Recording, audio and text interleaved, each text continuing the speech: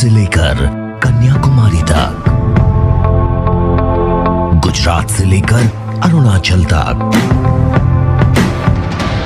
सत्ता के गलियारों से खेल के मैदानों तक नहीं छूटती कोई खबर। सबसे सटीक, सबसे दमदार। अगर आप भी लेना चाहते हैं देश दुनिया की तमाम जानकारी तो आज ही सब्सक्राइब करें हमारे चैनल को। साथ ही नीचे दिए बेल आइकन को जरूर दबाएं ताकि हर अपडेट आप तक पहुंच सके।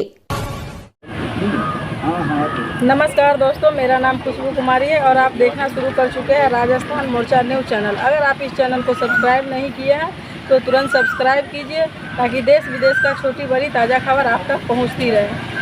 आज जो है हम अभी बाजपेटी ब्लॉक में मौजूद है। यहाँ के पूर्व जिला पार्षद कौशल जी यहाँ उपस्थित है और बिहार में जैसे कि देखा जा रहा है केंद्र में जो है मोदी मंडल में बिहार के किसी भी बड़े से बड़े नेता को एक भी बड़ा मंत्री पद नहीं मिला है। इस बारे में आज हम चर्चा कर रहे हैं पूर्व जिला पार्षद कौशल जी से और आइए जानते हैं इनका क्या राय है इसके बारे में।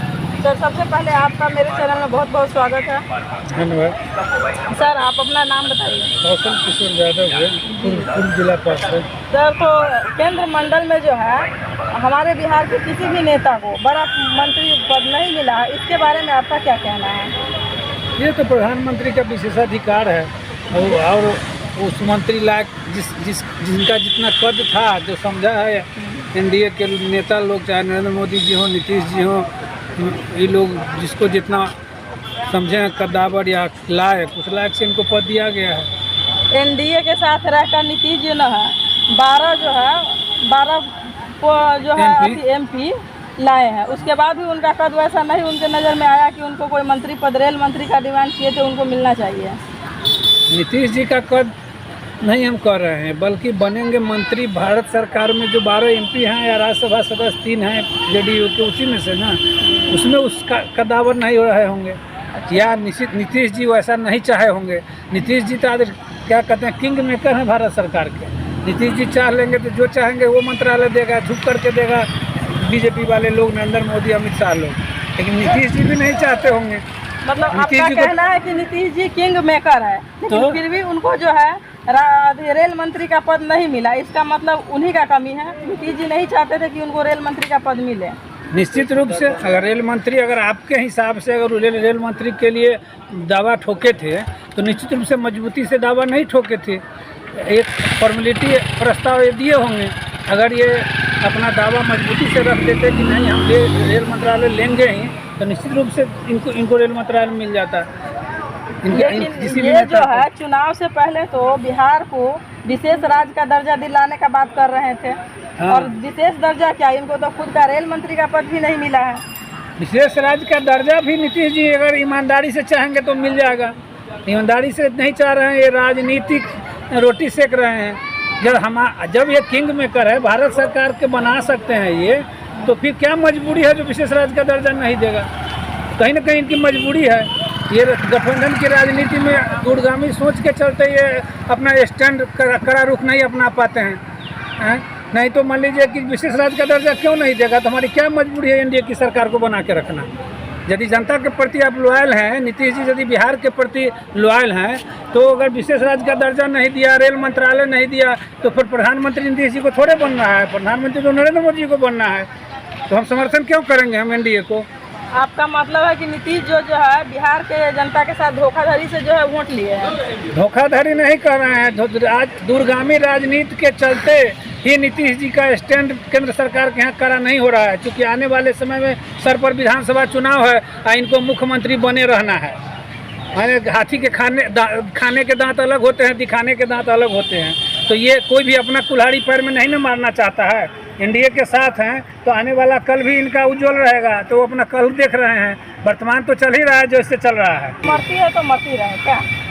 जनता मरती है तो जनता मरती है, जनता ही कारण है जनता मरने का।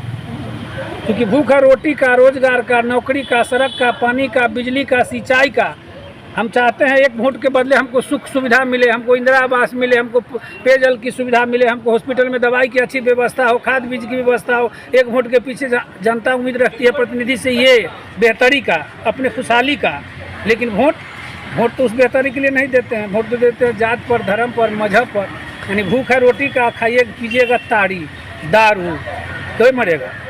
भूख जब रोटी से मिटेगी तो वोट तो आपको उस काम से जोड़ना पड़ेगा, सड़क पानी से जोड़ना पड़ेगा, रोजी रोजगार, नौकरी से, उद्योग धंधे से, कल कारखाने से वोट को जोड़ना पड़ेगा ना। कई गो आदमी विकास के नाम पर, सड़क पानी बिजली के नाम पर, कई आदमी रोजी रोजगार, उद्योग धंधे के नाम पर वोट दे रहे हैं। हम तो यहाँ पर बीमार है लोकतंत्र, बस ये लोकतंत्र, स्वस्थ लोकतंत्र अभी भारत में नहीं है, अभी वक्त लगेगा। तो आपके बातों से तो यह स्पष्ट होता है कहीं ना कहीं इसका दोषी जनता भी है। निश्चित रूप से हम आप दोषी हैं, जनता के जनता, हम भी जनता, हम भी दोषी हैं। हाँ, निश्चित रूप से पब्लिक दोषी है। इसीलिए कि स्वस्थ लोकतंत्र जब तक नहीं आएगा तब तक हम आप जो बेहतर देखना चाहते हैं, जैसा बिहार या देश देखना चाहते हैं, उससे कैसे होगा। एक ही सेल में आपको बताया कि यदि भूख रोटी से मिटेगी तो ताड़ी पीना बंद करना पड़ेगा ना, दारू पीना बंद करना पड़ेगा ना, तो उससे तो पेट भरेगा नहीं। तो भूख यदि हमको खुशहाली के लिए हमारी भूख है, सड़क पानी बिजली रोजी रोजगार नौकरी जो सब मूलभूत आवश्यकता है, उस आवश्यकता की पूर्ति हम चाहते हैं। लेकिन वोट उस पर तो नहीं देते हैं कौन बेहतर नेता है, कौन दुख सुख में आता है, कौन काम करता है, कौन हॉस्पिटल में भेंट करता है, कौन दवा देता है, कौन हमारे घर पर फ़ोन करते हैं तो 24 घंटा में 48 घंटा में पहुंच के हमारे दुख सुख को सुनता है। इस आधार पर कोई थोड़े वोट दे रहा है। कोई भी इतने एमपी यहाँ हुए हैं, कोई जनता कह दे कि अपवाद को छोड़ के हम अगर सक्षम हैं तो हमारे यहाँ आ जाएंगे। लेकिन आम आदमी के यहाँ क्या वो एमपी घूम रहा है, एमपी बनने के बाद भी एमपी जो यहाँ 5-5 साल रह गए हैं उनसे पूछ लीजिए तो क्या वो गांव का नाम बता देंगे इस ब्लॉक का, क्योंकि आए ही नहीं। एमपी हो भी गए, रह भी गए, पूर्व भी हो गए। इसलिए कि नेता से टिकट लेते हैं और नेता जात के नाम पर, धर्म के नाम पर, पार्टी के नाम पर वोट दे देती है पब्लिक और फल होकर ठगी हुई महसूस करती है।